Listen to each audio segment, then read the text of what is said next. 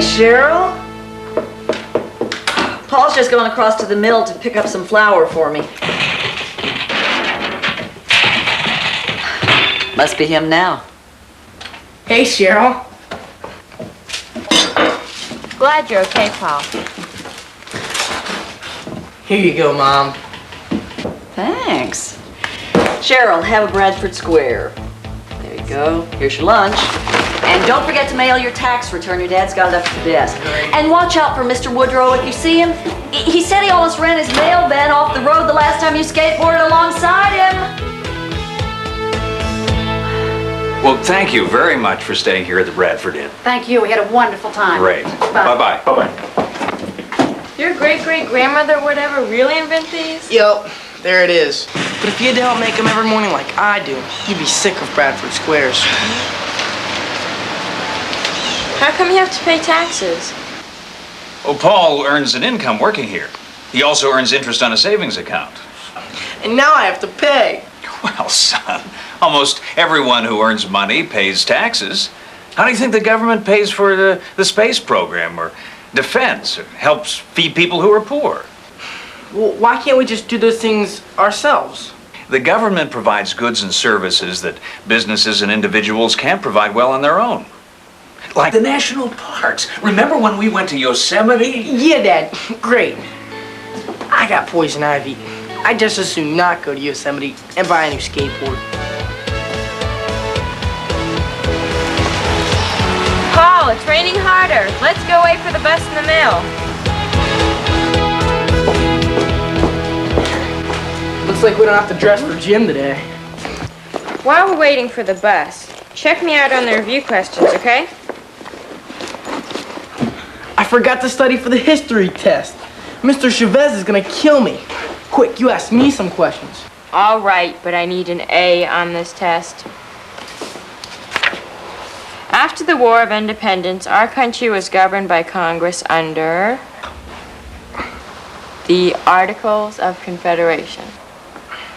Okay, next. How did the government collect money under the Articles of Confederation? I got it. Taxes. Wrong. The government didn't have any power to tax. That's why it was broke. That's stupid. How can a government be broke? The United States government depended on the states for money and also borrowed money and sold land for revenue. But really, the government was weak. It couldn't even pay its own expenses. Got it? Okay, got it. Give me the next one. The Constitution of 1787 gave the new federal government the power to... The power to tax. Lucky guess. I can tell you haven't even read this chapter, Paul. You sound like my mom. Come on, bus.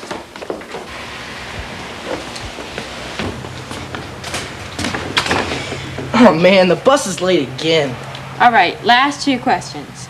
The federal government passed the Revenue Act of 1789 to generate revenue from tariffs. You remember, taxes on foreign goods coming into this country? I knew that. Sure. Last question.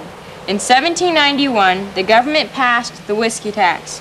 What was it, and what was the Whiskey Rebellion? Hey, there's Mr. Woodrow. I gotta go give him my tax return. Be careful, the pavement's awful slippery. Yeah, okay. What else would we have? Yeah, Whiskey Rebel. That's me. I'm a Whiskey Rebel.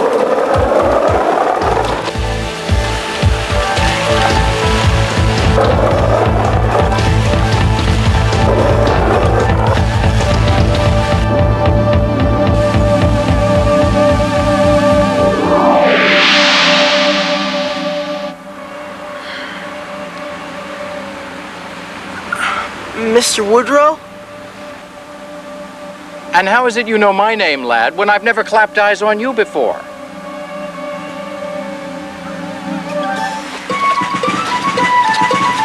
Hey, where's Cheryl? What are you doing? This is my dad's property. Not right in the head, is he? Oh, just took a fall when my horse scared him. Hey, come on. What is this? Are you from the Historical Society or what?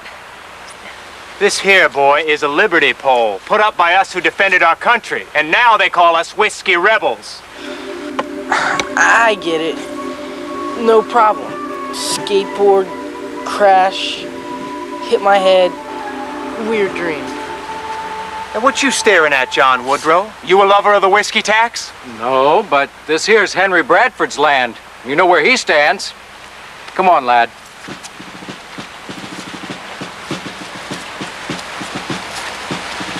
You see Henry Bradford, you tell him I hear over in the next county that a man's not again the whiskey tax, they burn his house down.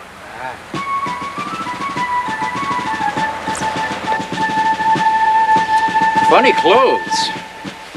Must be from out east. What's your name, lad? Bradford. Paul Bradford. Time traveling. Coincidence. Why don't you and me go and sit down a little bit? He claims he's a Bradford. I found him on the road. You have the Bradford eyes. Speak up, boy. Where do you come from? My name is Paul Bradford. Look, I'm not sure how I got here, but I gotta get back to my family. They're not gonna believe this. I don't believe he's a Bradford at all. Too ugly. Tabby, you mustn't be rude to your cousin.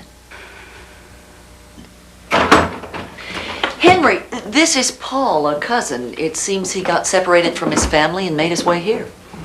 Well, we'll make a place for you, lad, until your people come. There's plenty of work. Well, actually, Susan. What is it, Henry? Another note by the still. It says I'm to join the whiskey rebels or risk the consequences. They think they can threaten me. I'm afraid. They tarred and feathered the excise collector out of Pittsburgh. What will they do to us if you speak up in favor of the tax? I fought in a revolution for this country. We're new and we need to be strong. And our taxes help keep the government strong. If we let people decide to pay some taxes and not pay others, we'll have anarchy. Your father says the whiskey rebels are right, that the tax is unfair. My father. Henry! All you ever talk about anymore is taxes, and I don't even know what they are. Well, Tabby, taxes are payments required by law that people make to the government. The government uses them to provide goods and services like roads, the army. So taxes are just money we have to pay to the government? Well, it's more than that. Because what the government really needs to operate, the army say, is not money, but resources. Taxes shift the use of resources from private individuals and companies to the government. Do you understand? No. All right. Before there were taxes, all cloth was used to make things for civilian use, like those coats over there. But after taxes, the government had money to buy cloth and to pay people to sew it into military uniforms. What? Don't you see? The government uses tax money to purchase the resources needed to provide things like military uniforms. I think I see what you mean. Who decides how to spend the money collected? Well, our elected representatives decide what to tax by enacting tax laws. They also decide what goods and services can be better provided by government than by people and companies on their own. He sounds like my dad. Father. Like postal services, armies to protect us. Henry. Tabby, would you get some more cider for the inn? Paul, would you like to help her?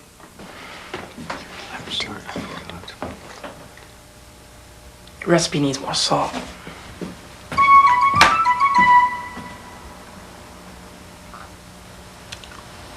He's right. Tabby, have you ever heard of time travel? Guess not. What if I told you I come from the future? Like America, but 200 years from now. Do you always talk like a fool? I can prove it. You know I've never been here at this inn before, okay? Okay. What if I could tell you what's behind this door? I mean, exactly. Then would you believe I'm a time traveler? Well, I would believe you are a witch. And you know what they do to witches. Burn them at the stake. Okay, wrong approach.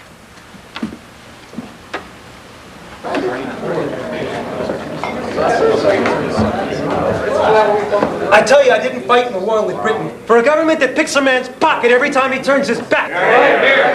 We've all heard this before. I agree with you, sir. And so does one of the great men of our time, Thomas Jefferson. He is opposed to this pernicious excise tax. Is Jefferson president? George Washington is president. You poor unfortunate creature. Just wait a few years. We have to take a stand. If it's a whiskey tax now, where will it end? I say let the states do the taxing as they did under the Articles of Confederation and keep the federal government out of it. People behind us across Pennsylvania, Maryland, and Virginia all refusing to pay the tax. If enough of us tell the excise collectors to go to blazes, they'll leave us all alone. Pack of carnsarn fools. What makes you think the government will leave you alone? You're rebels. Where there's rebels, there's a fight. I thought you were behind us.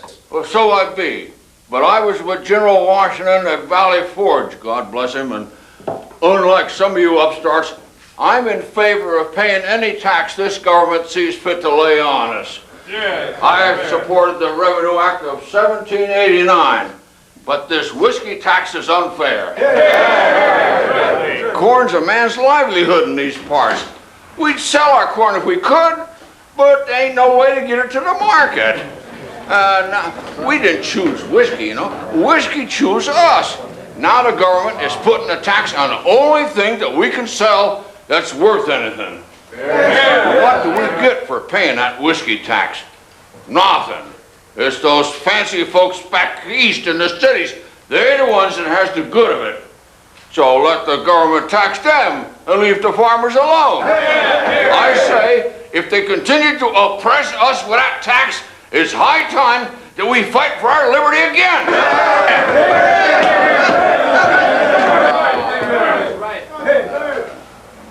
Let us have no talk of fighting here at the inn, Father.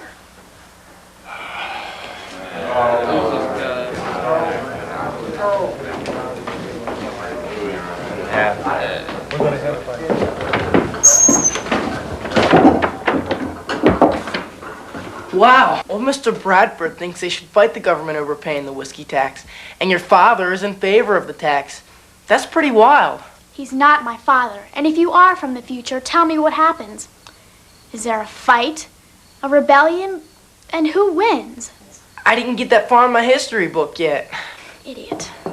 All right, you two, enough chatter. We need some more flour. Right.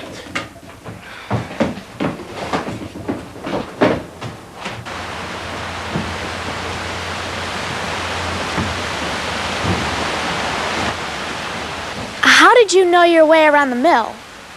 Are you a spy? I told you, I'm from the future, and I gotta find my way back. What if I never get to eat pizza again? What if I never see another basketball game again? What if I never see my family again? Tabby, if Mr. Bradford isn't your father, who is he? He's my uncle.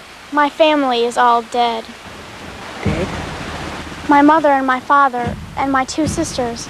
They were killed fighting the Indians while we were living in the Northwest Territory. I escaped.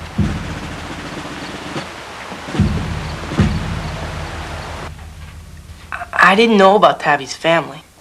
Her father was Henry's brother. It took him hard, even though, of course, living out here, we had all lost loved ones before. In this neighborhood? Well, on the frontier, northwest of the Ohio River. See, that's partly why Henry is so strong in his feelings about paying the tax.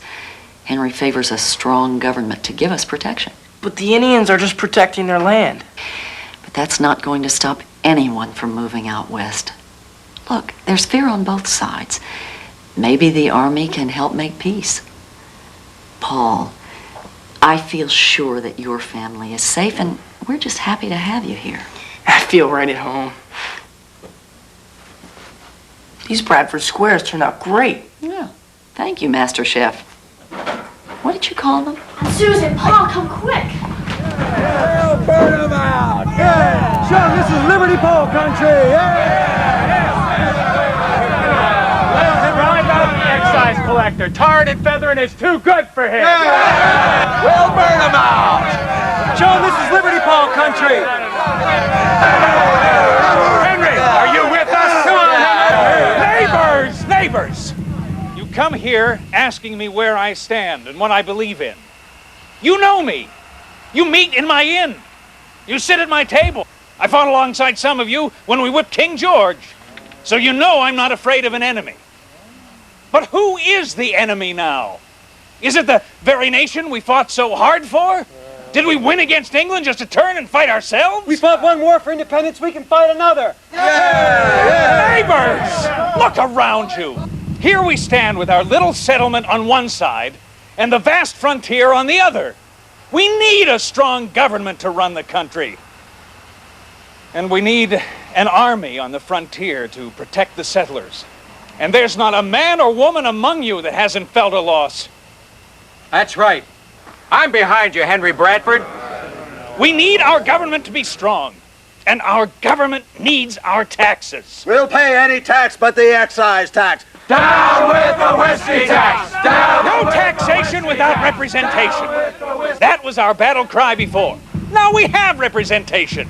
We can take our complaints to our representatives and change the law. But until then, the whiskey tax is the law and must be obeyed. You call yourselves citizens and patriots, but here you are already deciding what laws you will obey and what you will defy. Some would call that treason. I say we give our new country a chance. We pay our taxes, but in return, we get defense against foreign powers, a postal system, a bureau for the western lands, an army to protect us. There's even talk about federal roads. And in the future, you'll pay taxes and you'll get national parks and lunch programs for schools. Right, okay. And the government will give money to feed hungry people and pay for research to stop illness and give money to other countries who need help. What about putting a man on the moon? Tax is going to pay for that too? As a matter of fact, they are, okay? Hey, wait a minute.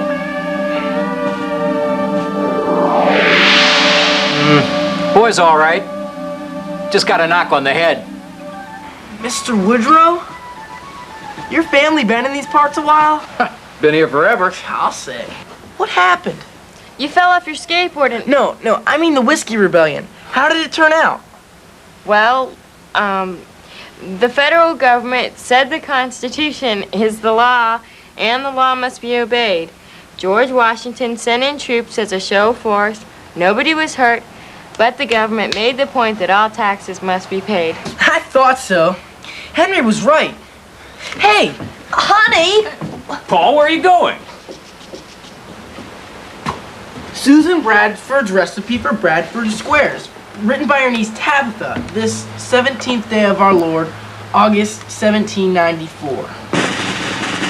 Tabby, Are you sure you're all right? I'm fine, Mom, really. Glad you're okay, Paul. I've got to get going to school. There's a test. I want to take that history test. I'm definitely calling the doctor. No, Mom, really, I want to go to school. It's all right. I'll keep an eye on him while I drive the kids to school. I thought you didn't study. I feel lucky.